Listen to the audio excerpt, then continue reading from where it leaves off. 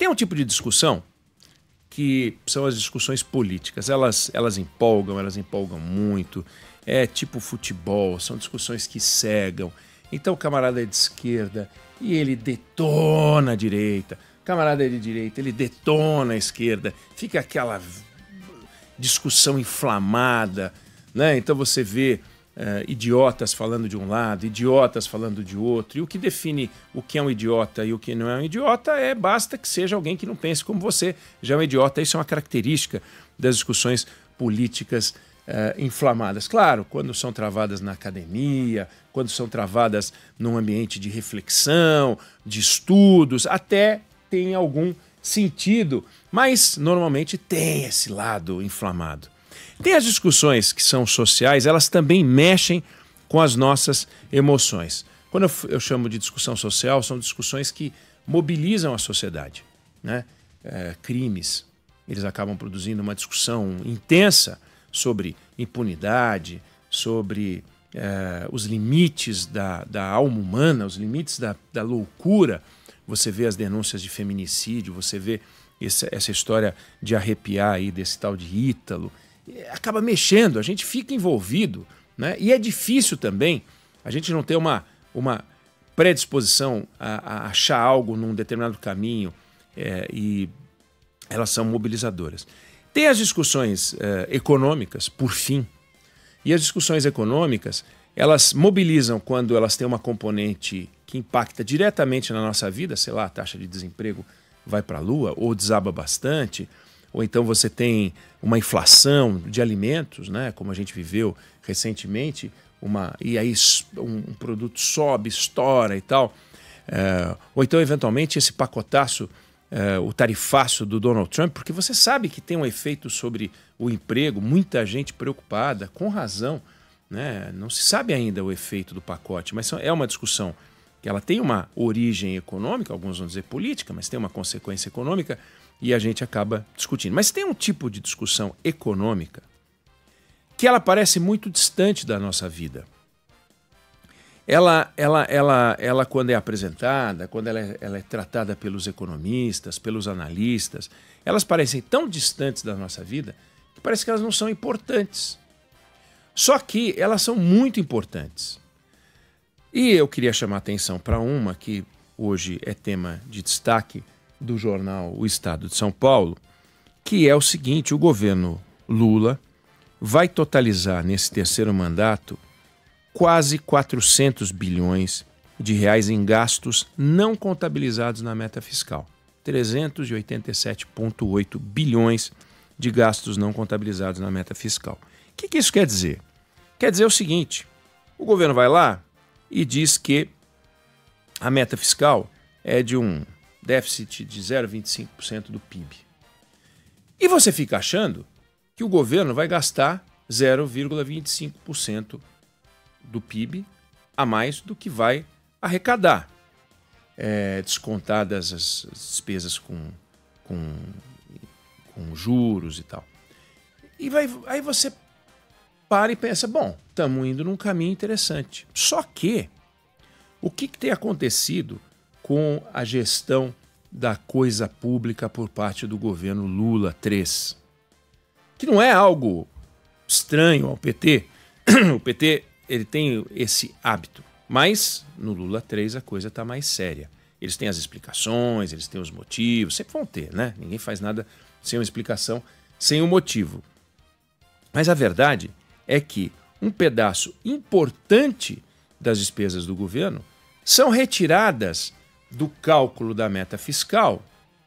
E a Juliana Rosa, inclusive, falando com a gente outro dia, deu um exemplo bom. Você está fazendo uma dieta, você pode comer 1.200 calorias e você não contabiliza certas calorias que você come ao longo do dia para não comprometer a sua dieta.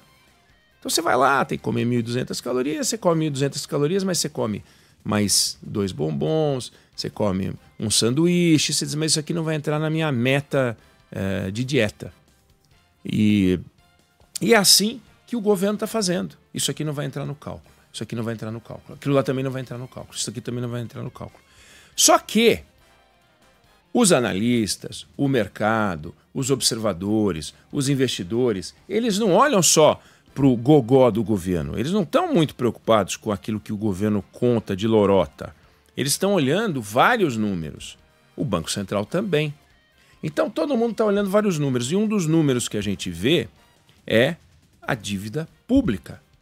Então, o governo deveria ter um superávit de 3% do PIB, mais ou menos, para poder parar a dívida pública no tamanho que ela estava. Lembrando que quando você tem uma dívida, a primeira coisa que você tem que fazer para que ela não cresça é parar de gastar mais do que você arrecada e pagar o serviço da dívida, porque senão vai crescer, o serviço da dívida vai ser somado à dívida. Então você teria que gerar mais ou menos 3% de superávit. A gente está muito longe disso, porque a gente está com um déficit de 0,25%. Então a dívida pública brasileira, em 1991, voltando muito no tempo, era de 38% do PIB. Se a gente for andando para cá, na nossa direção agora, quando chega o 2010, a gente foi para 65% do PIB, né? E agora a gente está em 78% do PIB e avançando rápido. Então, no ano que vem, podemos chegar a 80% do PIB. No ano seguinte, podemos chegar a 84% do PIB. Olha que loucura! Então a gente pode passar de 100% do PIB em 2030. É muito tempo? Não, 2030 é agora, gente. 2030 é agora. É o final do próximo governo. 100% do PIB. E com esse papinho molenga, enganador, cascateiro, de que estamos cumprindo as metas, de que este governo tem uma preocupação fiscal indiscutível. Não é verdade. E aí a gente fica num desenho que é horrível, que é taxa de juros lá em cima, 15%, e o governo pressionando despesa não contabilizada nas contas públicas. Resultado, 387 bilhões, além daquilo que aparece nas regras do tal arcabouço fajuto desse governo. E isso produz dois efeitos negativos. Você aponta para uma direção onde não se enxerga qualquer perspectiva do governo equilibrar as contas ou qualquer perspectiva do governo caminhar em algum sentido que aponte para um equilíbrio de contas. Nenhuma responsabilidade nesse sentido, nada. E na outra conta, que é mais perversa, que é a credibilidade. Nos anos 90, não vou lembrar o ano aqui, mas era o governo Fernando Henrique Cardoso, o Banco do Brasil tinha uma dívida e era preciso fazer um aporte do Tesouro Nacional nas contas do Banco do Brasil, porque o Banco do Brasil estava bem enrolado. Aí o governo foi lá e fez um aporte. É uma notícia ruim, porque significa que o acionista majoritário teve que fazer um aporte porque a empresa estatal estava sem dinheiro. No entanto, o que aconteceu foi um sentimento de alívio no mercado, não porque a informação econômica era positiva, não porque a informação fiscal das contas daquele banco era positiva, mas porque passou para a sociedade a ideia de que o governo estava sendo transparente.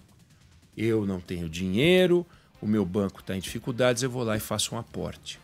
Quando isso acontece, é como quando você fala a verdade em vez de sustentar uma mentira. Por mais sofrida e doída que a verdade seja, a verdade pelo menos pode aliviar o cenário. E a mentira, ela atrapalha. Então, nesse caso aqui, o que a gente tem neste governo é uma constante mentira. A mentira de que existe uma preocupação fiscal, quando na verdade o que a gente vê é um crescimento da dívida pública, porque essas despesas, embora elas não sejam contabilizadas no cálculo do governo, do jeito que o governo nos engana, elas acontecem. Então, se a gente pegar e analisar friamente tudo aquilo que o governo gasta e tudo aquilo que o governo contabiliza, você tem um problema. A tal da meta fiscal está sendo cumprida, mas todo mundo vê que não é verdade. E o governo não age sozinho nisso. O governo tem um grande parceiro nessa história, chama-se Congresso Nacional. Então, criou-se um cenário de irresponsabilidade perfeita, em que dois poderes da República, o governo central e o Congresso Nacional, se uniram para produzir um resultado falso para você. Dizer que existe controle fiscal, que existe responsabilidade fiscal e não existe responsabilidade fiscal alguma. Alguma.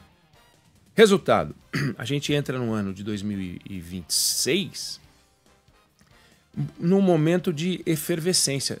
O mercado fica preocupado, porque fala, bom, qual é o tamanho do buraco do governo se o governo não contabiliza o buraco do jeito que o buraco é? Não sei. Quanto que o governo está escondendo? Não sei. O governo está conseguindo parar de fazer a dívida crescer? Não. Como eu mostrei aqui, a dívida pública só tende a crescer. Agora percebe, quando a gente fala sobre isso, fala, é dívida do governo, não é minha dívida, dívida do governo.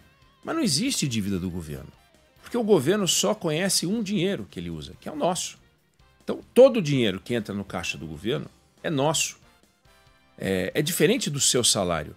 O seu salário, ele paga o serviço que você faz para alguém, ou o trabalho que você executa para alguém, e a partir do momento que ele entra no seu bolso, ele é seu, porque ele recompensou o trabalho que você efetivamente fez. Não é assim com o governo. O governo não pode considerar que o governo que entra no caixa do governo é dele. Não, continua a ser seu, porque o governo é um prestador de serviço público. O governo só existe para trabalhar para você, usando o seu dinheiro.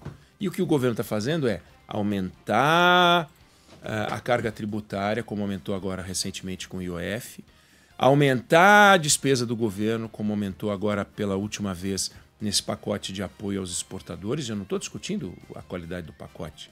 Eu estou dizendo que o governo resolveu que uma parte do dinheiro do pacote não vai ser contabilizada nas despesas do governo. Não vai entrar na meta. E o Congresso topa. Então tá, vamos deixar 9,5 bi do pacote de fora. Por que nós vamos deixar 9,5 bi do pacote de fora? Porque a gente não pode comprometer as contas públicas. Mas a gente está comprometendo as contas públicas. São despesas que vão ser feitas. Com que dinheiro? Uma parte é renúncia. Bom, uma parte é renúncia, dinheiro que não vai entrar. Uma parte é desembolso. Mas aí a gente não vai colocar na conta. Então você não vai ficar sabendo. Quando o Haddad der mais uma daquelas entrevistas que ele dá, falando grosso, falando como se estivesse dando aula, dando bronca no jornalista que sugere que pode haver algum desajuste fiscal, ele fala, estamos cumprindo, é difícil não ter um governo que tenha mais responsabilidade do que o nosso. O mesmo a gente escuta do presidente da República sobre o compromisso, mas não é. É uma contabilidade criativa, é uma contabilidade recreativa. A contabilidade, a diferença entre a contabilidade criativa da Dilma e a contabilidade recreativa do presidente Lula é que a da Dilma ela fez por baixo dos panos de um jeito que foi flagrada e sofreu impeachment. E a contabilidade recreativa é um jogo entre os poderosos do poder público em que eles brincam com você e o resultado é, o mercado não acredita, cobra o que se chama de prêmio, ou seja, cobra uma taxa de juros maior para emprestar para o governo. Quando ele tem um retorno do governo com um valor maior, por que ele vai emprestar para você por um valor menor? Então ele segura a atividade empresarial, ele segura a taxa de juros lá em cima para o empréstimo, para compra de bens. Você quer comprar um produto, um carro, uma geladeira, quer trocar alguma coisa na sua casa, ou se você não se encaixa nos programas de compra de imóvel, porque você já tem ou quer fazer alguma coisa, você vai ter que pagar uma taxa de juros absurda, você sabe disso. A taxa de juros do cartão, todas as taxas de juros no Brasil estão associadas à irresponsabilidade original. O custo de captação dos bancos tem a ver com a oportunidade que eles têm de ter um dinheiro farto e fácil e maravilhoso e garantido. Só que vai aumentando a dívida pública, vai aumentando a dívida pública, vai aumentando a insegurança, vai aumentando a convicção de que não vai acontecer nada de notícia boa nessa área. E, tirando os apaixonados pelo governo, os blogueiros amigos, que a gente conhece vários deles, está cada vez mais claro que equilíbrio fiscal não combina com o governo Lula 3. Não combina. é uma falta absoluta de compromisso com o equilíbrio fiscal, uma característica desse governo. Então os analistas, eles não acham que vai acontecer alguma coisa nessa gestão. Tende a não acontecer, porque seria muito esquisito imaginar que o Lula, depois de 3 anos de governo, dissesse: agora vou ser equilibrado. O Haddad, depois de 3 anos que acabou com o teto de gastos e criou essa contabilidade recreativa do arcabouço, por que ele vai voltar para o modo anterior, né? Se o modo anterior era um modo que o incomodava? Tem um artigo também sobre esse assunto, escrito pelo Henrique Meirelles, hoje no jornal O Estado de São Paulo. E é exatamente na mesma linha, onde o teto de gastos ele foi encerrado justamente porque ele era uma amarra. E o arcabouço, ele não é uma amarra, ele é uma beleza. O título do artigo do Henrique Meirelles é "Regra fiscal não deve ser uma formalidade". Ou seja, para funcionar tem que ter um desenho institucional, como ele disse, e tem que ter credibilidade. Tudo que o arcabouço não tem mais é credibilidade. Tudo que o governo na área econômica não tem mais é credibilidade. Esse governo pode falar o que quiser sobre economia que ninguém mais escuta. E isso é um problema, isso é muito grave para o país. Não importa se o Lula vai ser reeleito, não importa se o Lula não vai ser reeleito, isso não está em discussão. Não é a política eleitoral, não é isso. É a responsabilidade que o governo, os agentes públicos, governo e Congresso, têm que ter com o seu dinheiro. E que a gente está vendo que não estamos vendo isso funcionar, o que é lamentável. Eu não sei se você concorda ou discorda, mas essa é a opinião que eu tenho sobre o assunto.